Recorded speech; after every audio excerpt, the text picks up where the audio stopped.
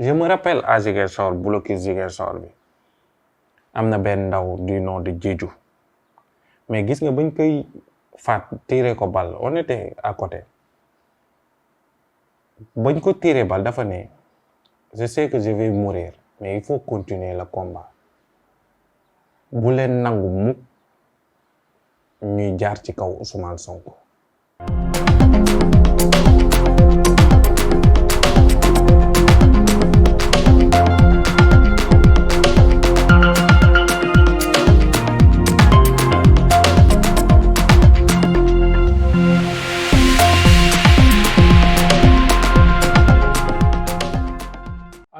ami internetu Public SN ñu leen nuyu di leen wax daleen ak jàmm rawatina yéen ñi safoo nag seen émission bi di Public Soir tey nag gis ngeen comme ni nga gisee dañoo déplacé wu nag ñoo seeti suñu xarit voilà itam suñu mbokk Casace surtout di Moustapha Sano nag moom nag nekk coordonnateur Pastef bu fac droit moo di faculté des sciences juridiques su ma jumul noonu lañ koy waxee moom nag mu nekk nag acteur politique bi nga xamante nag ci jamono yi 2021 bu daanaka noonu nañu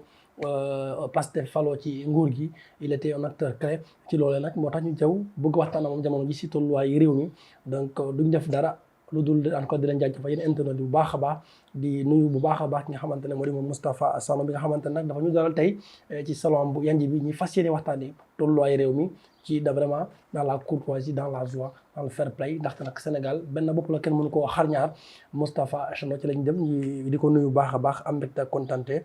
ci ni ñu dalalee sa kër dañu bëgg nag waxtaan tolluwaay réew mi mais ñu bàyyi la nga nuyoo pare ak internet wala bokk ñi nga xamante ne ñooy suivre Public Soir tey ji. asalaamaaleykum waa Sénégal asalaamaaleykum les patriotes di nuyu patriotes yu nekk Université Cheikh Anta Diop ñu nekk partout au Sénégal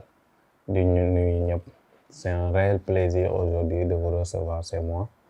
pour parler de la situation politique au Sénégal. Donc yaakaar naa ni dinañ def benn waxtaan gu neex bi nga xam ne ni njëriñ dina ci génn mu am aussi ñu mu jëriñ donc jërëjëf.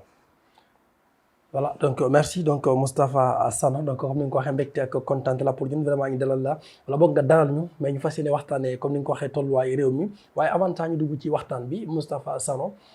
bokk nga comme ni ma ko waxee acteur clé yi nga xamante ne je pense que bokk nañ ci ñu yóbbu Pastef jusqu'au sommet en tout cas de l'État mais subitement on ne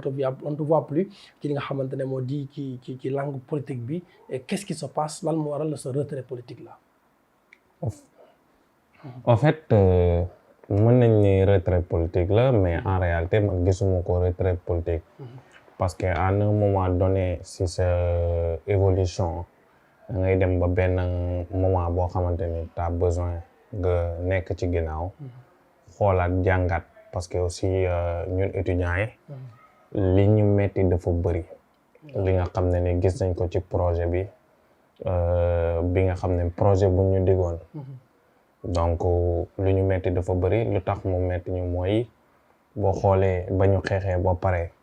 am na étudiants yu bëri yoo xamante ni dàq nañ leen si donc état bi jëlu leen en charge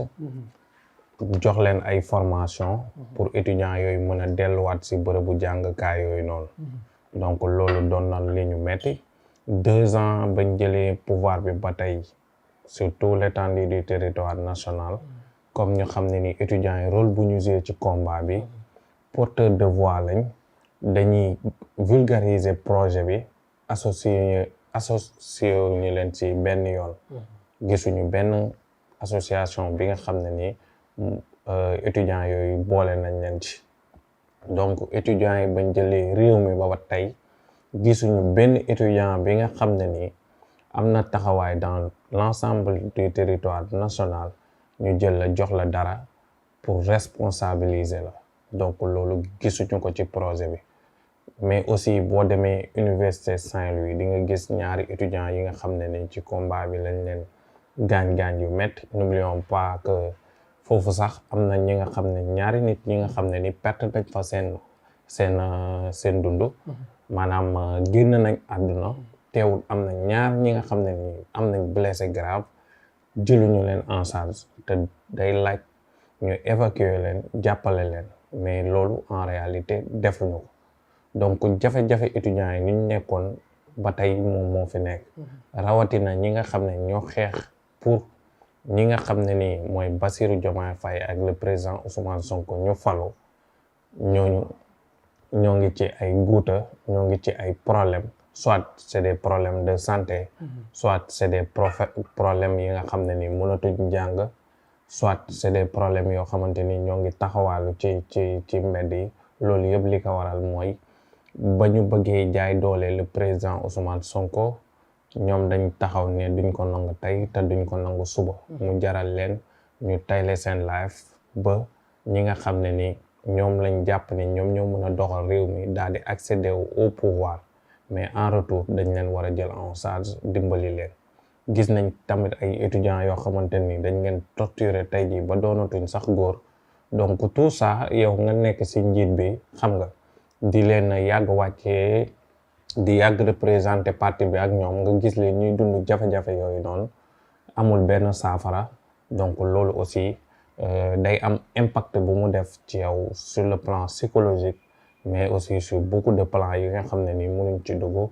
moo taxoon ma def benn retrait toogaat xool réew mi ni muy doxee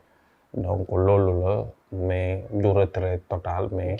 juste que dañ def benn recul jàngaat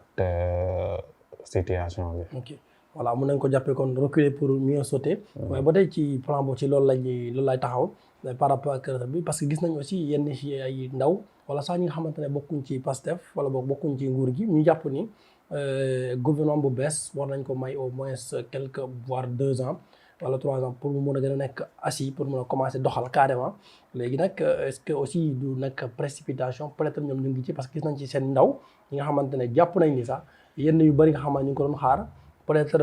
le gouvernement de Sonko ainsi que le président Bassirou Diomaye Faye ñu ngi ci xëy na nag yéex na mais quand même ñu ngi ci donc est-ce que du yàkkamti aussi de ta part wala boog de votre part yéen ñi nga xamante ne yéen àndoon te commencé aussi di retiré wu en tout cas di génn ci langue politique yi. non en fait soo comprendre da ngay xam ne ni même tabax kër du la jëlal benn jour même du la jëlal am na kër yoo xamante sax day def 10 ans balaa nga koy tabax rawatina dëkk du man jàpp naa ne réew bu sérieux ak bi mu mënti doon ci àdduna mënuñu ko tabax benn jour nii at nii ñaari at des fois réew boo koy tabax processus la bi nga xam ne ni dafa war a jël temps bu mu war a jël pour ñu mën ko bâtir pour mën a sanc loo xamante ni lu dëgër la ay soubassement yu dëgër yi nga xam ne ni réew mi dina si jaar développé ba faw donc processus boobu nag suñuy njiit ñoo ngi ciy liggéey bu am solo n'oublions pas que fu ñu fekk réew mi dañ ko fekk ci ay guute yu metti jël ay dettes yu bari kase ko ay détournement xam nga corruption bi voilà donc tous ces paramètres là dina tax réew mi pour defar ko du yomb waaye ñun étudiants yi lu ñu concerné c'est facile à régler ñi xeexoon ñu taxaw temm ne jaay doole bi duñ ko nangu le président Ousmane Sonko moom lañ am ci moom yaakaar ak ñi mu àndal pour ñu mën a doxal réew mi pour ñu mën a génnee réew mi ci guuta mu jaral leen ñu tayle seen avenir tayle seen vie tayle seen lépp pour ñooñu mën a falu bu fekkee ni ñooñu falu nañu ñoom ñu nekk ci ay jafe-jafe te du ay étudiants yu bari c'est loolu pour régler ko c'est facile parti politique bi sax mën na ko régler rawatina état mais ñooñu ñu utile leen ñu jàng ñu war a jàng comprendre waxuñu ñu jox ñu liggéey obligatoirement on n'a pas dit ça on a demandé juste que ni ñu am séquelle ci xeex gi ñu doon ay étudiants ñu jël leen en charge ñu war a faju ñu war a jàng c'est plus simple que ça loolu t'as pas besoin xam nga nekk 2 ans au pouvoir pour le faire. mais amoon na jamono ñu doon wax ni que si budget bi je sais pas su ma jumul chiffre 5 milliards yoo xamante ne génnoon nañ ko pour soi-disant les nga xam ne les impactés pendant les événements xam nga nag loolu yéen jox ngeen ci am déet. bon en fait loolu noonu c'est sur le plan national bi nga xam ne ni ñoo ngi jàppale ñi nga xam ne ni gaañu nañ ci woon wala ñu nekk ci kaso ñu may leen benn financement yoo xamante ni dinañ subvenir seen besoins les plus essentiels les plus primaires donc waxuñu loolu ku war a jàng ñu wutil ko mu dem jàngi ku war a faju ñu faj ko bu mu wér ñun bañ nekkee opposition képp ku musoon a gaañu ci projet bi jël nañ la en charge te on n'avait pas les moyens à l'époque mais étant donné que képp ku musoon a gaañu dañuy woo Fatima Meng automatiquement ñu yóbbu ko souvent jël ko en charge bu fekkee ni si région yi la man fekkee naa bu Ziguinchor ñu gaañ ci blocus Ousmane Sonko mais ñëpp ñu fa gaañ dañ leen jël en charge de A à Z mais pourquoi ñu accéder au pouvoir mi nga xam ne ni am étudiants yoo xamante blessé nañ jëlee nañ ci ay gaañu-gaañu yu metti ñi nga xam ne jànguñu ñi nga xam ne doonatuñ sax góor mais pourquoi ñooñu duñ leen jël en charge donc loolu rek la ñuy kaas loolu bokk na si li ñu metti ci projet bi nga xam ne ni dig nañ ñu ko. D'accord, merci beaucoup. Donc je rappelle que mbokk yi yéen a ngi ñuy suivre à travers Public Soir ñi ci jàkkaarloo ak ki nga xamante ne moo di Moustapha Sano nekk ab coordonnateur bu PASTEF fële ci diwaanu université moom nag moo jiite ñi nga xamante ne nekk ci faculté bu droit ci nga xamante ne moo di waa PASTEF ñu tàmbali waxtaan bi dugg ci li nga xamante ne bokkoon ci actualité moo di FMI bi nga xamante ne mu ngi woon daanaka ci Sénégal ni ki démb ci aljuma ji ci lu ñeel li nga xamante ne cette dette cachée li nga xamante ne le premier Ousmane Sonko waxoon na ko par rapport ak les chiffres falsifiés mais jusqu'à présent daanaka loolu dese naa leer pour que le FMI vraiment puisse financer le Sénégal yow tamit en tant que acteur politique wala boog bokkoon nekkoon acteur politique soit surtout àndoon ak ki nga xamante ne nekk acteur politique ba tey kon nekk acteur politique surtout àndoon ak Ousmane Sonko ci jafe-jafe yi nga xamante ne Sénégal am na ko ak FMI ban njàng nga ci mën a am. en fait laaj nga question bu am solo bi nga xam ne ni sénégalais yëpp dañ koy poser parce que ñu bëri dañ jàpp ni FMI bànqaas la boo xamante ni mooy financer réew yi pour ñu mën a développer pour ñu mën a développer ci secteur yu bëri parce que day finance secteur yu bëri ci économie réew mi te xam nañ ni ñun suñu économie bi dafa fragile suñu économie bi on est très endetté surtout nguuru Macky Sall parce que nguuru Macky Sall n'oublions pas que dañu daan jël alalu réew bi def ko seen moomeel dañ daan jël alalu réew mi di ko fooye di ci guunandaat gis nañ ko ci les réseaux sociaux exhibition seeni richesse ci seeni doom ci seeni ànd jàmm ci seeni njege ñaale même ba ci seeni xarit donc daal di jël xaalisu askan bi di def détournement yoo xamante ni c'est des milliards même géwélu président am ay milliards donc loolu en réalité moo dugal réew mi ci guute bi nga xam ne ni nekk nañ fi léegi nag lu ñuy naan ay dette cassée mooy am na lepp yi nga xam ne ni daanoon nañ ko lepp mais circuit bu mu waroon jaaru fa parce que dañuy créer d'autres sociétés écran yi nga xam ne ni la ñuy dissimuler l'argent contribuable sénégalais yi ak xaalis bi nga xam ne ni lepp nañ ko moo waral tey jii nii ba président Diomaye Faye ay son premier ministre Ousmane Sonko accédé au pouvoir yaakaar ni dette bi yegg na ci ay 70% mais en réalité dette du Sénégal romb na presque 100% du PIB ce qui est catastrophique te loolu en réalité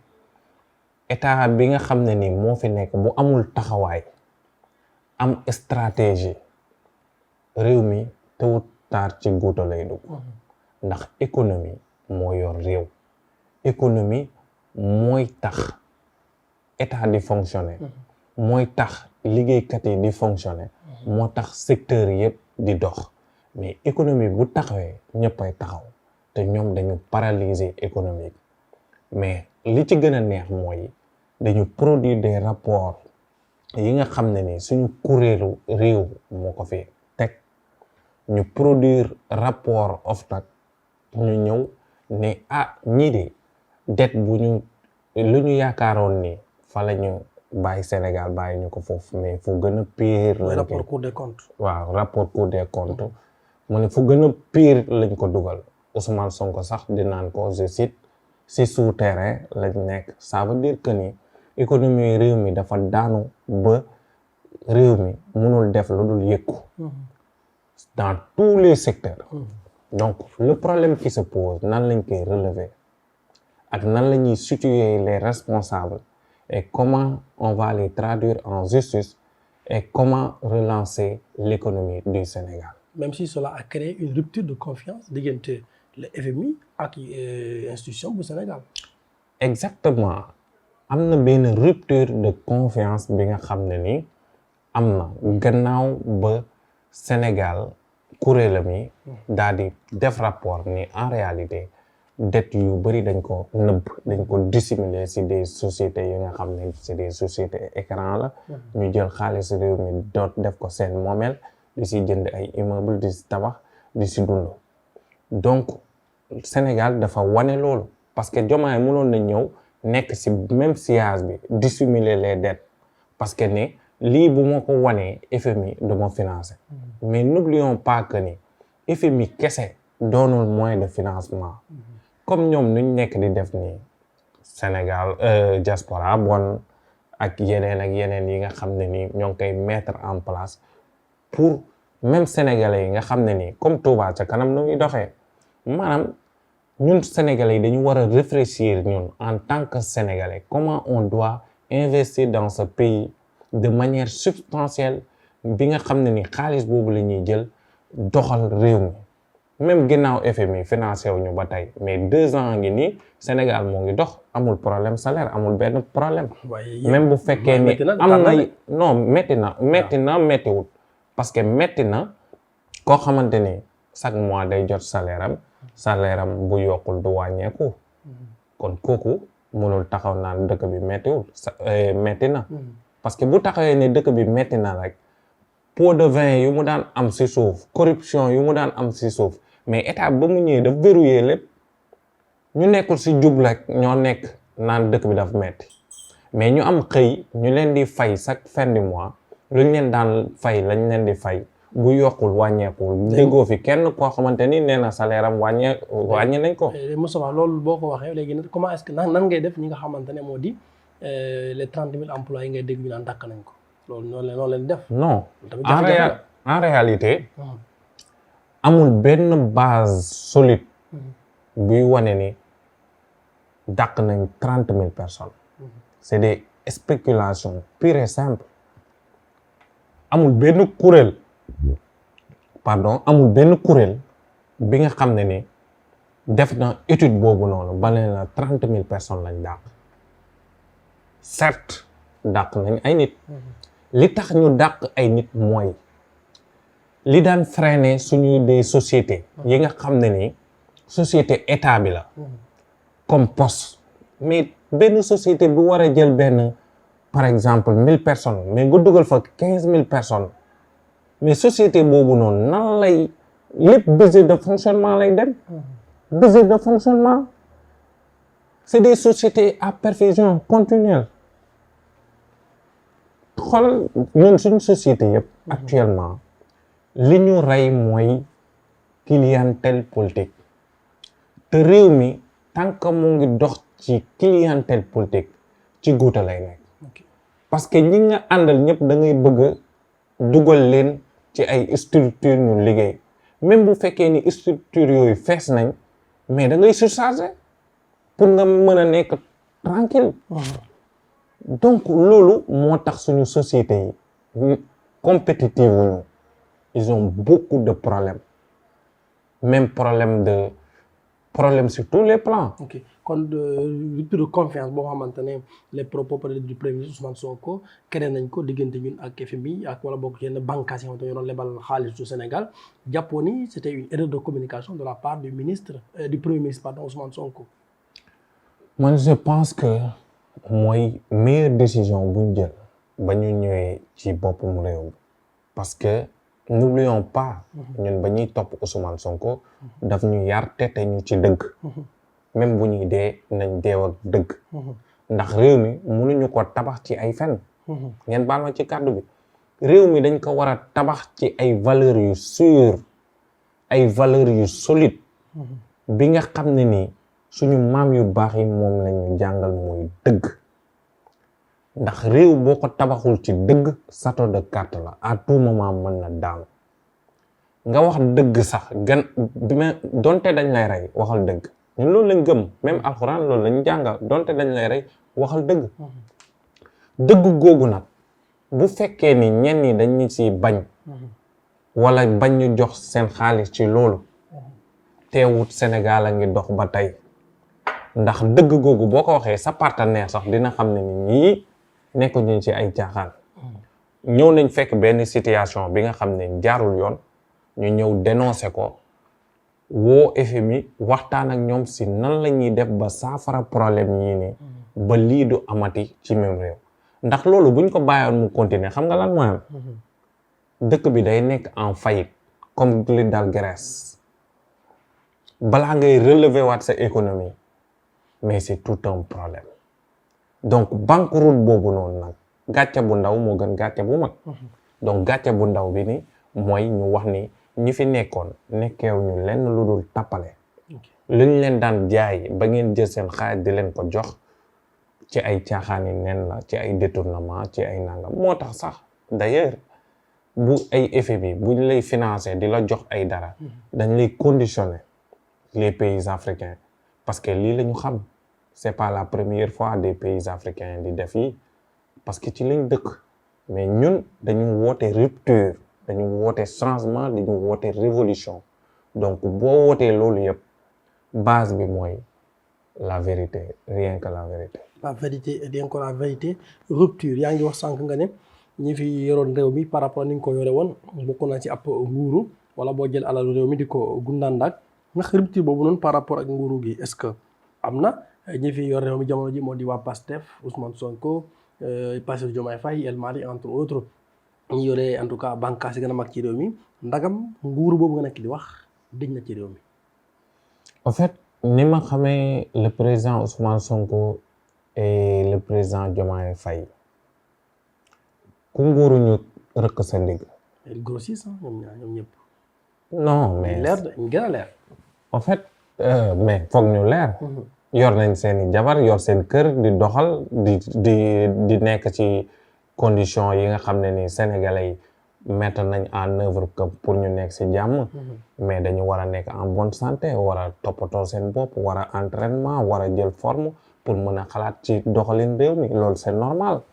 tey jii nii ñoom privilège yu ñu leen jox sax c'est minime par rapport ñu ngi nguuru ba fàttale ngeen non fàttewuñ ils n'ont pas oublié c'est que juste que ni des fois l'information du yegg ci kaw yaa di xam nga suñu parti bi dafa doy waar am na ñuy œuvrer pour di verrouiller les informations essentielles yi nga xam ne ni war nañu servir ci base bi boo xoolee partout au Sénégal loolu la ñuy xeex mais dama lay wax ni réew mii réew Ousmane Sonko réew Bassirou Diomaye Faye ku fi nguuru ci alalu réew bi ñu rëkk sa digg ñooñ badi neew ñu sax ci loolu ci caaxaan yooyu parce que fu ñu fekk réew mi la ak ndaw yi liñ leen wax ak liñ leen dikk réew dinaa la wax dara tey jii nga xam ko réew mi boo doxee ci mbeddu Ndakaaru yi partout au Sénégal man mi nga xam ne ni am naa occasion voyager partout au Sénégal plusieurs fois ku dox ci réew mi gis jeunes yi tiito da nga doonul nit réew mi la majorité des Sénégalais ay ndaw lañ te ndaw ñu ci gën a bari amuñu xëy jàppuñ ci dara pour jënd café le matin c'est tout un problème ndaw yi ñu ngi jël géej gi pour mën a aspirer vie bu meilleure mu jaral leen ñuy jël gaal gi di si tayle seen bakkan ki gis li xew 2021 ba 2024 boo tiitul doo mës a tiitaat te ndaw yu génnoon mën nañ génnaat à tout moment bu ñu gisee ni ñoom seen xeex bu ñu xeex wàcc sur le terrain am yaakaar ci ay nit mu jaral leen ñu dem ci kaso mu jaral leen ñu faat ci 80 et quelques personnes mu jaral leen ñu torturer fi ay nit ñu bëri mu jaral leen ñu ñàkk seen jàng ñiy ñëw naan dañuy nguuru non loolu ku ko def ñu rek ko seen digg gis naa de barki ndax loolu ñun ñoo ngi nekk ci bombe à retardement bi nga xam ne nii xamoo sax fu mu toll. barki Demba Ndiaye aussi gis naa sax li ngay wax nii am na ay ndaw yu ko doon wax par rapport ak le premier ministre ak Bassirou Diomaye Faye ñu ngi wax ni sa noon démb bu la commencé tagg tey war nga xoolaat sa bopp il parlait directement au président Bassirou Diomaye Faye te nag ñoom jàpp nañ ni lu si gën a bëri on les a oubliés lu ci mel ni DER 3FPT entre autres banques yi nga xamante ne ñoom jàppoon nañ ni war nañ jàppale bu baax a baax ndaw yi nga xamante ne ils étaient comme ils avaient presque donné leur vie pour que le projet puisse accéder au sommet yooyu itam dafa mel da ngay partager seen avis mais nag ñoom ku ci joxoon baaraam tuuma c'est le président mais nag dañuy sàng Ousmane Sonko quand même di ko teg na comme s'il n'est pas comptable alors que Sonko mooy Diomaye mooy Sonko. en fait man li ma gëm. en tant que un jeune bi nga xam ne nii développement réewam da ko ñor. man ak samay téeméeri morom li ñuy xeex ci projet bi ndaw yu ko xeex am même taxawaay bëriwut te ñi ma xam sama taxawaay ci projet bi mën nañ ko seede président Ousmane Sonko mën na ko seede surtout président Bassirou Diomaye Faye parce que liggéey nañ ci question yu bëri ñoom mën nañ ko seede mais réclamé wu ma dara réclamé wu man ma gis benn ndaw en réalité gis ko partir de rien ñu jël ko ba mu am xëy mën a dimbali boppam man loolu rek je suis fier parce que damay naan artisan la pour loolu ñëpp mënuñu am xëy fu mu toll nii ñëpp mënuñu am xëy ñëpp mënuñu leen caser c'est impossible parce que boo xoolee dans les pays développés ñiy liggéey ci état benn partie bu ndaw la du mot sax 20%. réew mi lu ko mën a doxal mooy ñu créer maanaam entrepreneuriat ndaw yi gëm seen bopp ñu ubbi leen les moyens de financement jàppale leen ndaw yi teg dara moo tax ñu teg fi ay ñoom DER ñu teg fi ay ñoom ay nu mu tudd sax FONGIP ay fonds yoo xamante ni pour dimbali ndaw yi la nañ leen ko gën a yombalal ndaw yi gën a mën a teg dara ñu jël ndaw yu bëri gis nga Sénégal soo defee le tour du Sénégal yow sax da ngay naan nii dëkk bi ñi nii gars yi ils ne travaillent pas dëkk bi dañuy foo rek di caaxaan mais ils ne travaillent pas mais liggéeyuñu dara dans tous les secteurs rawatina nguur gu bees bi non suñu nguur gu bees moo ngi def ay efforts en réalité bul ne par exemple liggéeyuñu ñii ku leen gis ak mindset bu ñu yor ak expertise bi ak plan yu ñuy teg da ngay xam ne ni c'est des professionnels en la matière bu ñu xamul dara sax dañuy yóbbu ñu ay cabinet ñu liggéey ci liggéey bu mucc ayib. mais il y a beaucoup aussi de promesses non tenues mon grand. non vous savez en réalité. beaucoup de promesses. non vous savez nit ñi tam aussi dañuy réeree mbir parce que réeree mbir bi nga xam ne ni mooy am mooy au bout de 2 ans on peut pas faire lépp li nga déggee mënoo ko def c'est impossible n'oublions pas que ni réew mi économie bu ñu ko jëlee li ñuy permettre ñu financer ay projets souterrain lañ ko fekk ginnaaw Ousmane Sonko lu mu wax suñuy kuréel certifié ko kuréel internationaux yi comme FMI daal di ne ñii lu ñu wax dëgg la kon tey jii nii ñooñu dañ leen war a may état de grâce. FMI mu ngi xaar ba tey état pour mu gën koo confirmer qu'est-ce qui s'est non ñoom def nañ seen rapport ñun Sénégal def nañ suñu rapport jël nañ benn kuréel boo xamante ne à l'étranger pour plus de transparence moom ci daan liggéey xaw ma conclusion yi nag génn am déet FMI ñëw na confirmer ñi nga xam ne ni ñun suñu kuréel yi wax nañ ko donc ça veut dire que c'est des choses qui existent mais réew kenn du ko defal ci ay quelques jours comme ni ñuy wax rek Paris neewuñu tey lañ ko defar donc dañ ko defar à travers ci nangam. day ma jox la ñetti promesses yoo xamante ne pour man c'est des promesses yoo xamante ne dès le début de leur mandat pour man ça devait faire partie des premiers mbir yi nga xamante ne war nañ ko teg bokk na ci la loi d'amnistie dañu waxoon dañ koy dindi définitivement pour gën a leeral mais également par rapport ak yaa ngi tudd sànq FONGIP-DER le premier ministre dafa waxoon ni dañ koy def ko benn banque bi nga xamante ne mooy nekk banque de financement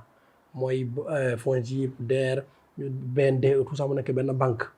malheureusement loolu amul mais beneen bi nga xamante ne moo di la loi pour la criminalisation de l'homosexualité loolu tamit c'était waxoon nañ sax bu ñëwee bokk na si mbir loi bi ñu njëkk voté à l'Assemblée nationale on a fait bientôt 2 ans loolu yëpp dara gisuñ ci loolu tamit mun na andi nit ñi par exemple réer leen ci xalaat. en fait xam nga réew doo ay caaxaan réew doo ay caaxaan li koy defar doo ab caaxaan sénégalais yi fii ci ay caaxaan lañ nekk sénégalais la majeure partie ci ay caaxaan lañ nekk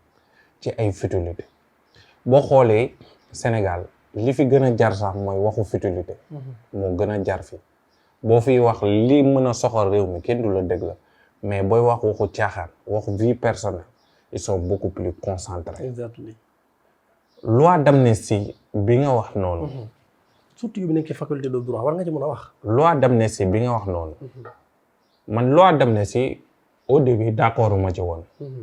mais damaa dem ba xam ne ni loi d'amnistie boobu noonu en réalité mooy jàmmee réew mi parce que on a assez de problèmes sur le plan économique yow yaa ngi nekk ci guuta loi d'amnistie bi réglé na la 90% des dossiers c'est classé torture yeeg yenn exactions yi ñoo ci bokkut donc loi d'amnistie man dama jàpp ne ñun les patriotes la gën a arrangé. parce que ça Macky Sall dafa tudd yoon sax. parce loi d'amnistie mais la réconciliation nationale. li tax ñun patriotes yi la gën a arrangé ñun jëluñu arme di rey nit ñi jëluñu kenn di ko torturer. est-ce que yaa ngi comprendre baax ñi jël armes yi di rey nit ñi xam nañ leen ñi jël nit ñi di leen torturer xam nañ leen puisque loi d'amnistie bi ñooñu la concerné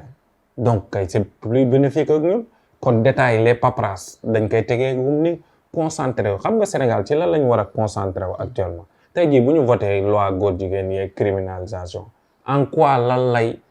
yokk ci les vies des Sénégalais en quoi ban njëriñ la ñu amal ñun ñi ndaw ñi bëgg a liggéey bëgg a juddoo ci réew mi màggee ci réew mi jàngee ci réew bi tekkee ci réew bi en quoi ban njëriñ la ñu y a pas d'urgence quoi par rapport à mais y a pas d'urgence l'urgence est ailleurs l'urgence est ailleurs te ñii dañu xam priorité ailleurs bi fu mu nekk xam nañ ko ñu ngi liggéey sur le plan économique sur bànqaas yi yëpp ñu ngi ciy liggéey lu tubaab naan it and noon mooy kexenkaxa nànk-nànk ñoo ngi ci mais Sénégal ce qui se passe ici c'est de la bouillabaisse c'est simplement ça ci ay futilité ay caaxaan ay wax yoo xamante ni amul solo ba gouvernement bi sax bu liggéey des choses substantielles li nga xam ne ni lu am solo la kenn du ko waxtaanee mais xoolal tey temps yi nii rek piraté nañ suñu impôt yi la DGID voilà bi nga xam ne nii niis boo xamante ni presque ça apporte beaucoup de choses pour les Sénégalais ci fonctionnement réew mi mais personne n'en parle peu ñoo ci wax te loolu sujet bu waroon nekk phare la mais les gens sont concentrés sur des futilités et des détails tant que ce pays moo ngi nekk ci ay futilités moo ngi nekk ci ay détails réew mi je suis désolé mais du développé. ok je pense que am na solo kaddu yooyu noonu on va renverser les choses ñu ci noonu fi nga daanale par rapport ak bañ a nekk ci futilité on peut brosser la loi d'amnistie donc dañ profité waxaale tuuti par rapport ak l'ouverture des dossiers de 2021 2023 par rapport aux 80 personnes décédées mais également pour le truc torture da saa gis nañu ni convocation ki nga xamante ne moo di Papa Abdoulaye Touré loolu tamit noo ko gisee ndagam bokk na si urgence yi nga xamante ne on doit élucider ça teg ko fale pour ma jàll ci leneen. en fait li xew Sénégal de 2021 ba 2024 bi nii dafa doon situation boo xamante ni ça interpelle tous les Sénégalais. Absolument. Même ñi nga xam ne ni nekkuñu ci réew mi ñoo ngi nekk d'autres pays da leen intéressé parce que réew boo xamante ni ay ndaw jug nañ ni corruption bi doy na ay ndaw jug nañ ni suñu leader bii nga xam ne ni am nañ ci moom yaakaar duñu nangu kenn di ko comploter li ñu bëgg mooy am ay liggéey li ñu bëgg mooy développer le Sénégal ñu ñëw wàcc sur le terrain di protéger seen leader nga rey leen froidement. Je me rappelle à Ziguinchor blocus Ziguinchor bi am na benn ndaw du nom de Diédhiou mais gis nga bañ koy faat tirer ko balle on était à côté bañ ko tirer balle dafa ne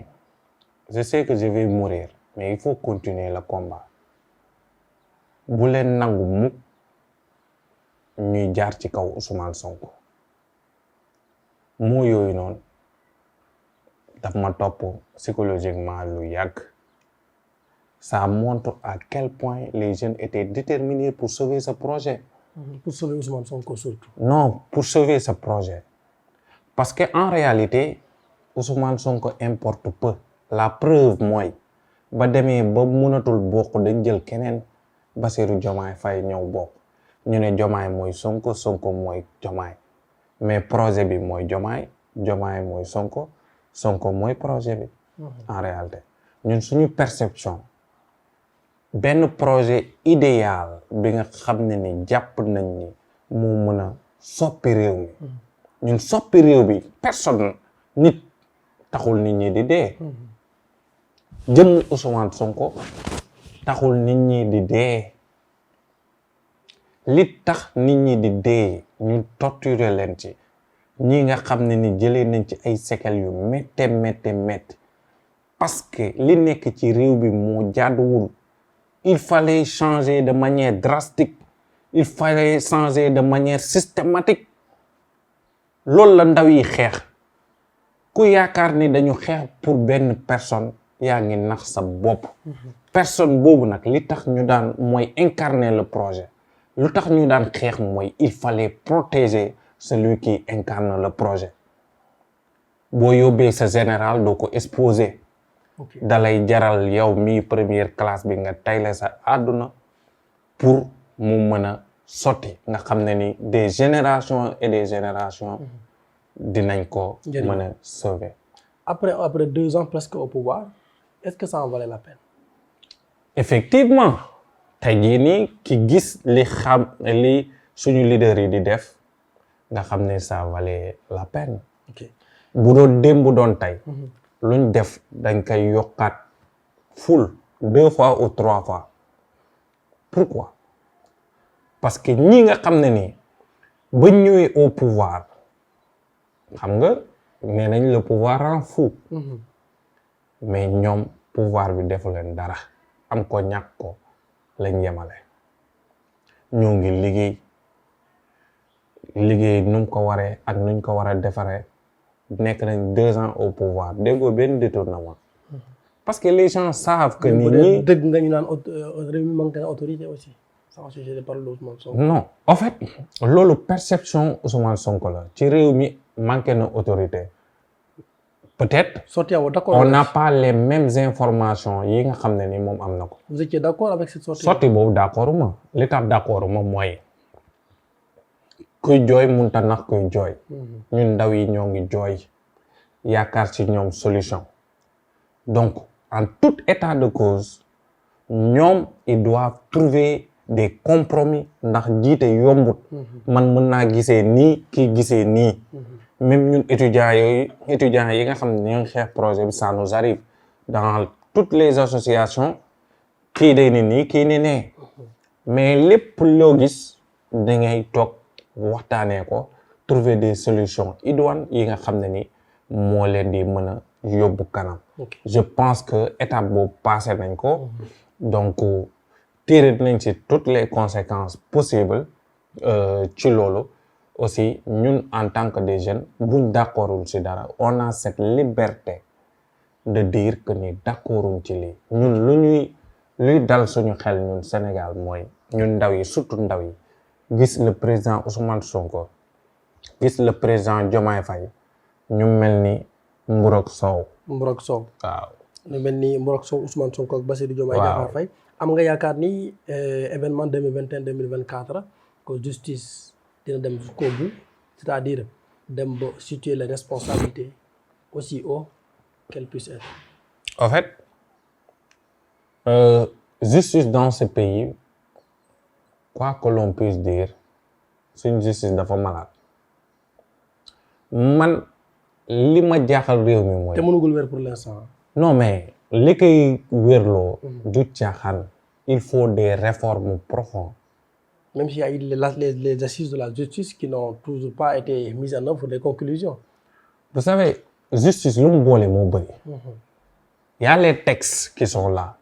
mais il y a les personnes qui l'exercent. Est-ce que yaa ngi may comprendre? Effectivement. Même si vous avez les meilleurs textes au monde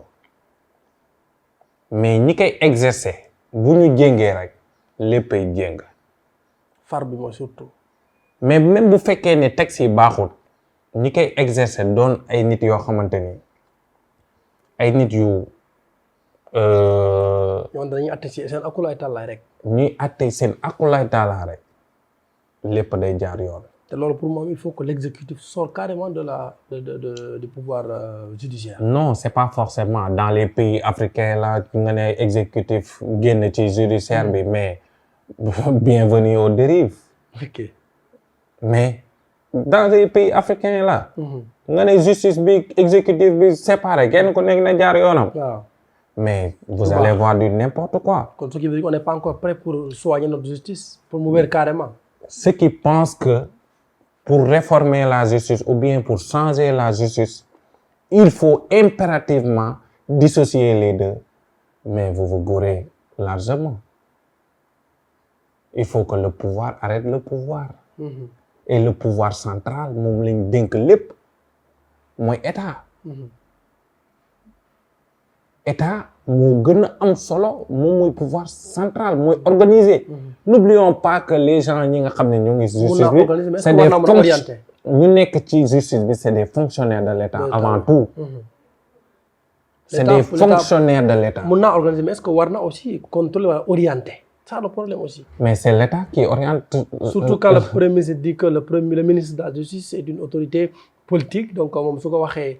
jàppal diw kooku war na mun na procureur bu ñu jàpp diw est-ce que ça aussi loolu tamit bokk na ci. mais day créer tout de doute par rapport à la justice. mais le ministre de la Justice est une autorité politique. mais est-ce que Sonko ni mu ko waxee ci penc mi est-ce que rafet na aussi. mais c'est la vérité.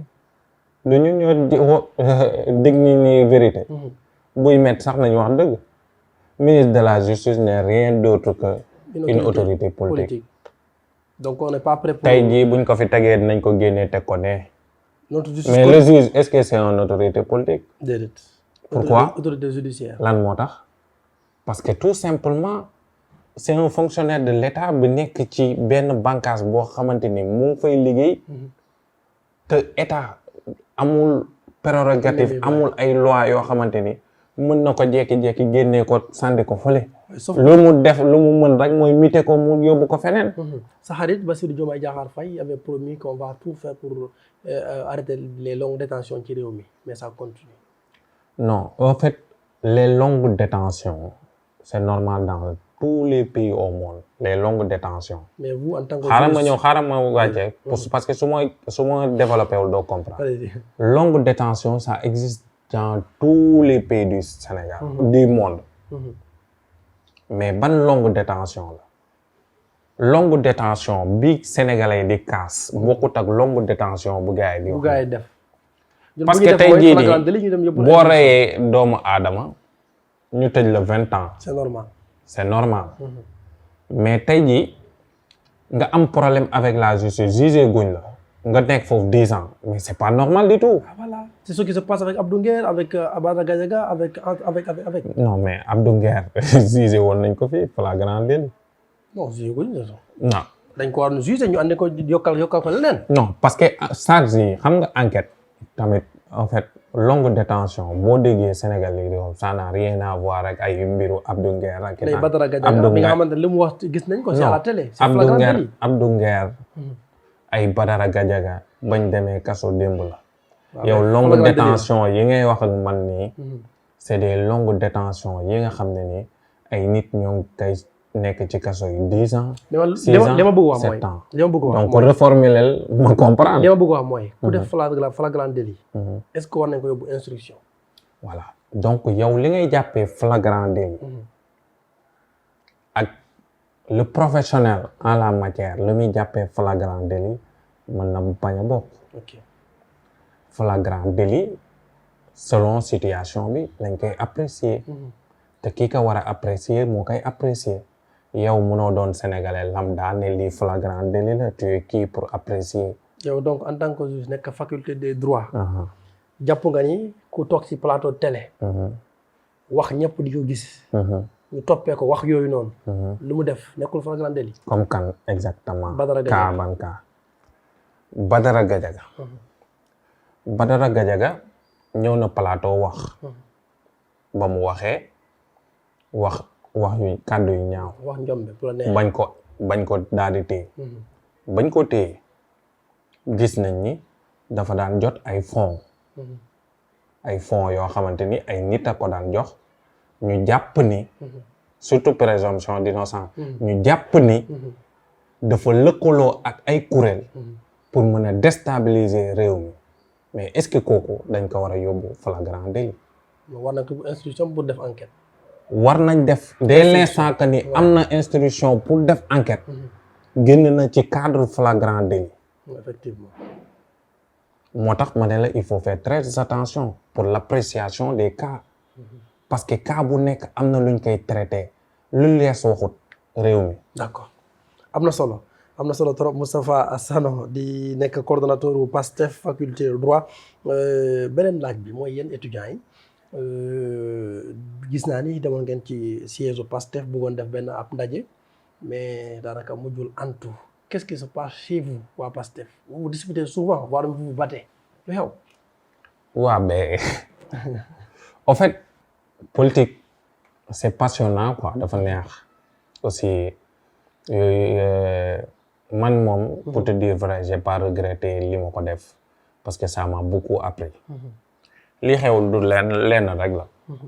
di nga gis ay nit nekk ci bërëb di xeex am taxawaay ba yàlla def ñu fallu nga gis ay yeneen nit des lobbies ñëw jéem leen diviser créer des sections kenn ku nekk di xëcc booram di bëgg écarter les leaders originels yi fi nekkoon loolu dañ koy dund le président Ousmane Sonko wax na ko c'est des faits te li xew foofu moo xew fépp absolument mais ñun luñ daan xeex ba war a tax dem siège ba demander à ce que ñu def conférence de presse ba ñëwee dañ ñu ne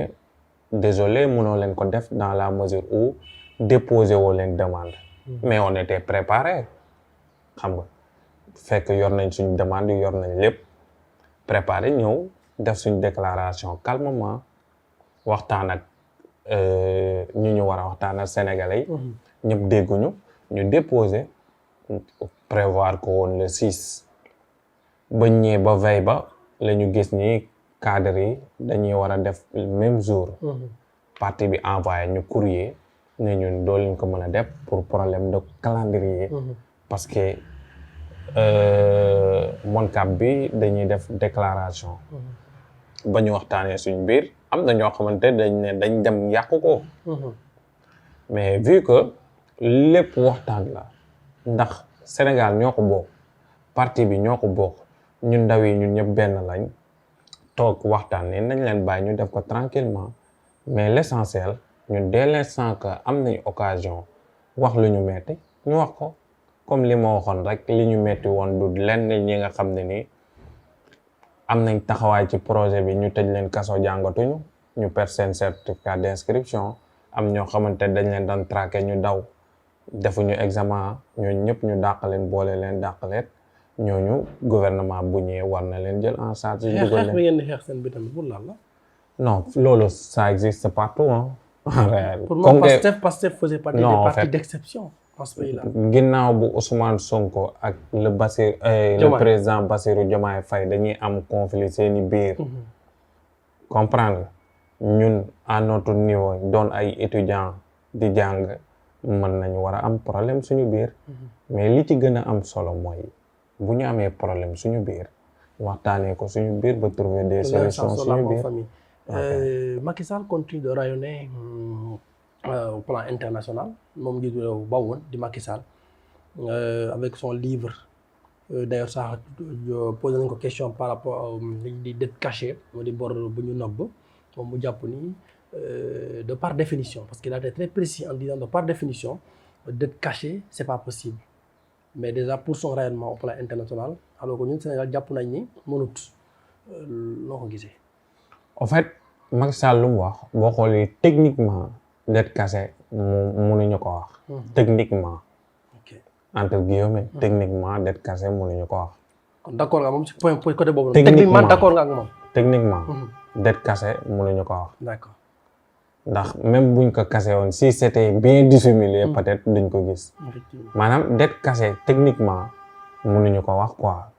mais dans les jargons faciles mën nañ ne c'est des dettes cachées. lan moo tax ñu ne dette cachée foog ñu poser wu question boobu parce que bu ñu fàtte ne réew mi am na benn compte bi nga xam ne ni alors réew mi foo la war a mën a jaar. mooy trésor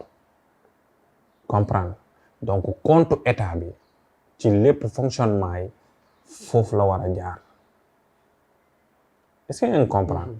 léegi soo créer d'autres comptes yi nga xam ne ni des comptes parallèles divers comptes parallèles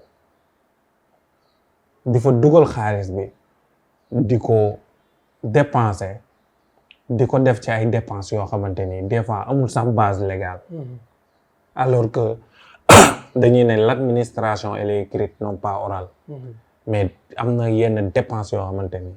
amul sax këyit amul traçabilité ay dépenses yoo xamante ni amul benn traçabilité donc là on peut dire que c'est des dettes dissimulées. comprendre on peut dire que c'est des dettes cachées. mais techniquement comme no wax mais yooyu yëpp amul solo xam nga li ci am solo jargon la rek pour jéem a dissimuler nit ñi li am solo ba am solo mooy Macky Sall ak ñi mu àndal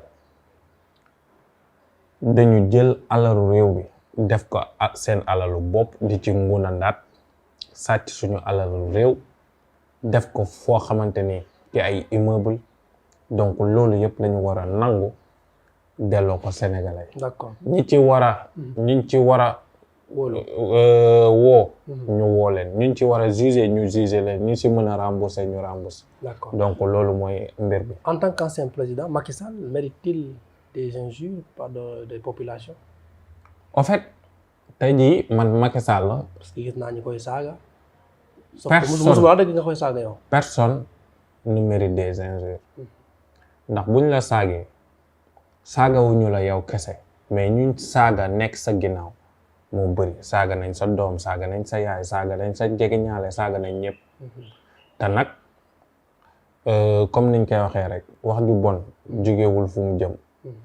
mais fu mu jógee am na benn woykat bu ko waaw wax ju bon daal fi mu ki ka wax mu kookoo bon quoi exactement donc personne ne mérite d'être insulté wala nangam je pense que c'est des affaires de faible en réalité le plus important dans ce pays mooy ñuy andi xam-xam waaw loolu tamit ci loolu la sax par rapport aux dérives dans les médias ku ci mel ni Ngoné Sall gis nañ ko mu wax ci Macky Sall ba mu waxaal sa waxu xeet te loolu tam gis nañ nit ñi ñu ci réagir vos camarades ku ci mel Lamine Darou également jàpp nañ ko pour des injures wala boog pour des propos en tout cas non conformes en tout cas ak suñu société mais également ku ci mel ni Boy Dakar tout ça loolu tamit ni muy fësee jamono ci mbedd mi wala boog ci penc mi noo ko mën a gisee ak benn condamnation surtout des propos allant vers vraiment du mbirum ethniciste. ok donc le plus important li ñu war a xam mooy qui contrôle les médias contrôle les esprits. Absolument. ça c'est un principe bi nga xam ne nii ñëpp xam nañ ko nous sommes dans un pays qui n'est pas sérieux en réalité les gens ne sérieux wuñu seen jëfin sérieux wuñu seen doxalin boo nee nous non waxuma ñëpp parce que fii y a des nit yoo xamante sérieux nañ mais am nga puisque ci télé lañ xam nga ci média ngay préciser exactement xam nga ci wàllu média la ñuy wax xam nga lu nekk da koy contextualiser mais li nga wax am na solo parce que dañ nekk ci réew boo xamante ni niveau background bi développé wul loolu da ci am solo dañ nekk ci benn réew boo xamante ni ku jóg def sa média boobu c'est pas très bien encadré maintenant man danaa toog sama kër créer sama TikTok di def lu média di def des fois sax ma ëppale média yi sax abonné même vue di contrôler les esprits ça dépend ci ban niche laa ko orienté soit pour déstabiliser le gouvernement soit pour pervertir les jeunes soit pour def en sorte que di wax yu bon donc loolu am ci réew bi c'est pas contrôlé en réalité. live bi Sonko doon def nag. non xam nga live moom laa la wax daan live de tout le temps mu live. lu Sonko daan def lenn la te tax moo tax réew mi ñu ci bëri yeewu. da doon yeete moom. da daan yeete. ndax média am na bëri na niche yi nga xam ne ni am na fa comme yi ma cité mais mën nga toog di sottante xalaat ak population bi ñu mën a jëree comme ni ñuy def ni jël si dara. comprendre donc li ma mën a bëgg a wax ci loolu mooy dérive yi ngay gis yëpp man tort bi kenn laa koy jox l'état si l'état mu ngi woon jouer rôle am bi mu war a jouer sans état d'âme fu ñu tolluwaay ci réew mi nii duñ ci toll te média yii nii ci réew bi ku si teelul jóg ñu taal réew mi d'accord média yi nga xam ne nii ñii li may gis Sénégal si média yi yow da ngay doon média da ngay jël ay personnel di leen exploiter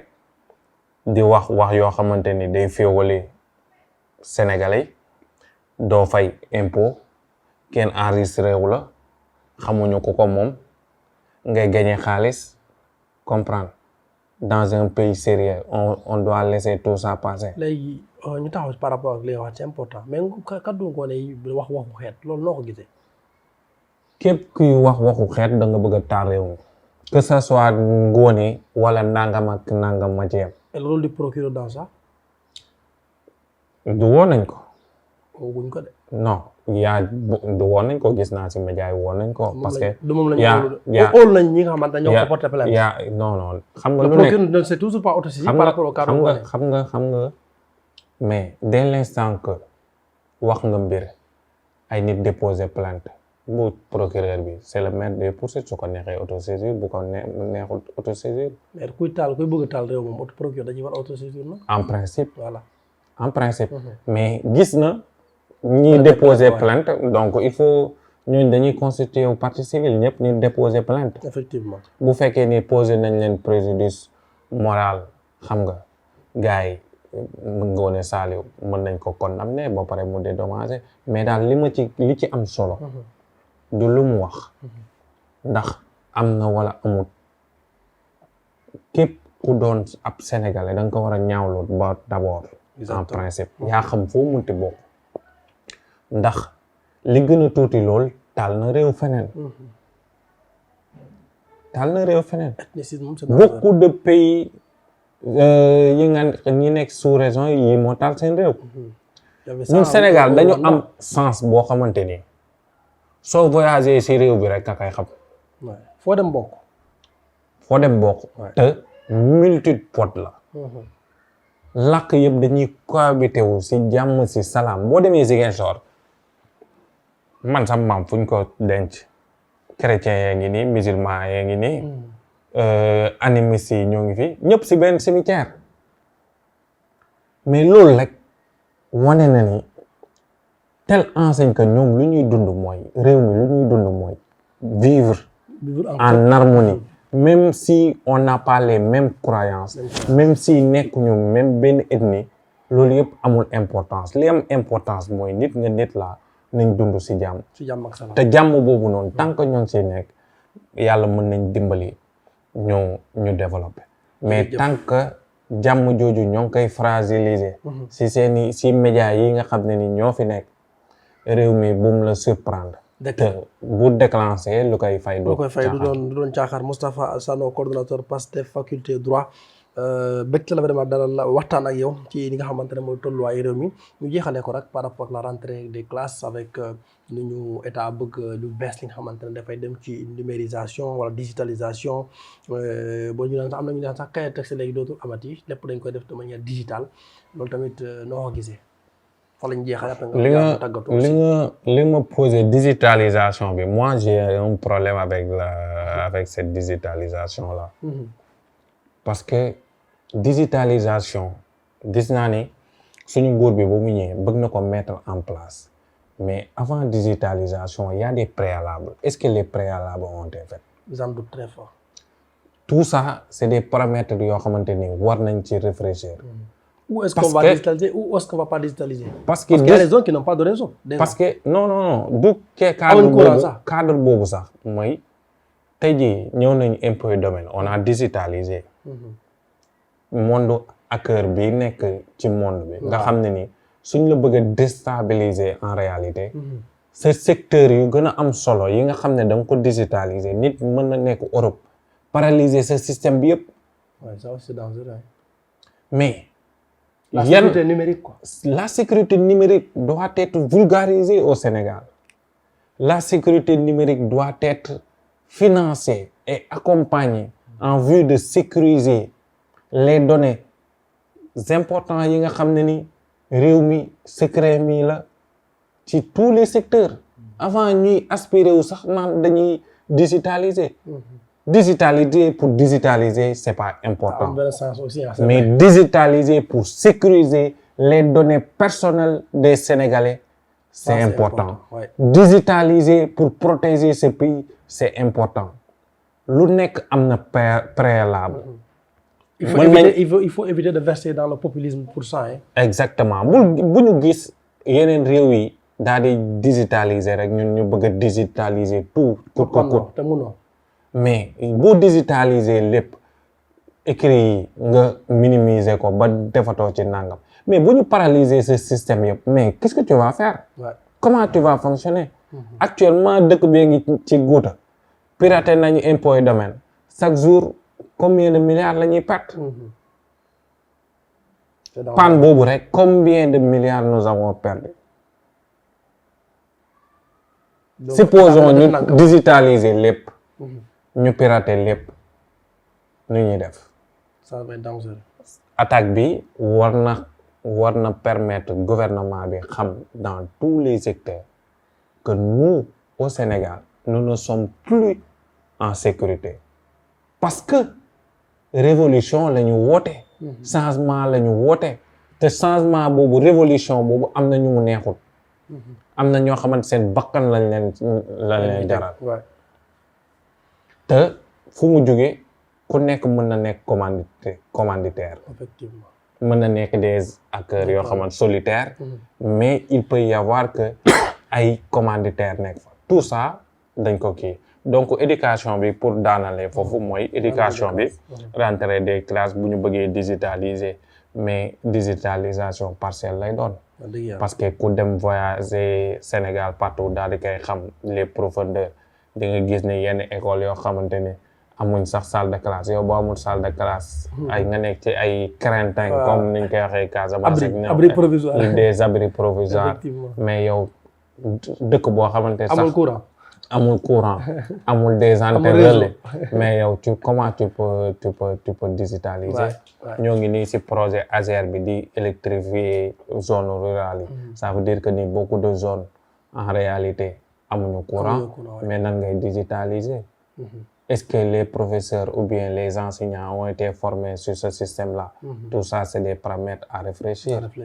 Donc, digitaliser, c'est Pour bon, digitaliser. mais il faut digitaliser méthodiquement. Méthodiquement. Merci beaucoup Moustapha Sano coordonnateur PASTEF faculté droit mbégte loon kontaan te ñëw sa kër ñu waxtaanee tolluwaay réew mi ñu baal nga tàggatu. jërëjëf ci seetsi bi ngeen ma seetsi ñu waxtaan ci tolluwaay réew bi parce que honneur la. ma laaj ci wàllu sax ñaari benn question mais ñaari réponse ci réew mi boo doon wax li la fi gën a neex li la fi gën a nakari lan la jamono ji lan moo la gën a neex lan moo la gën a nakari. réew mi li ma gën a réew bi daal li ma gën a neex ak li ma gën a naqari li ma gën a neex mooy gis naa ni ndaw yi ñoo ngi amaat espoir ndax nit bu amul espoir rek bu perte espoir rek danger la pour la société espoir boobu nag suñu leader yi nga xam ne ni ñoo fi nekk andi nañ ko ci réew bi. lan moo la gën a nakari. li ma nakari ci réew mi du lenn lu dul saa soo yeewoo fait divers wax lu amul solo ku war a wax ku warul wax médias yi nekk tulleeg male les gens ne sont pas focalisés sur ce qui est essentiel et important li mën a impacter seen vie de manière substantielle mais les gens sont omnibulés par les détails. Merci Moustapha Sano. donc maa ngi tàggatoo di nuyu patriote yëpp di nuyu sénégalais yëpp di nuyu bépp étudiant patriote bi nga xam ne ni yaa ngi jàngee université Cheikh Anta Diop di nuyu waa Ziguinchor sama fi ma dëkk Kandé di nuyu ñëpp daal di leen wan ni ñoo ngi leen jox dig daje ba beneen yoon incha allah jërëjëf. am na solo merci beaucoup donc Moustapha Sano vraiment mbégte la woon ak kontante ni nga ñu dalalee sa kër ñu waxtaane woon tolluwaayu réew mi pour ñu waxtaan nag am na solo relation Sénégal FMI éducation bi dérivé yi vraiment nga tontu yoo xamante ne je pense que leer na di la jaajëfal bu baax a baax xanaa di jox dig daje mbokk yi ci beneen numéro public soir incha allah en tout cas je pense que yéen a ngi passé un bon week-end à très bientôt demain soir lundi incha allah mbokk yi jaa ngi jëf.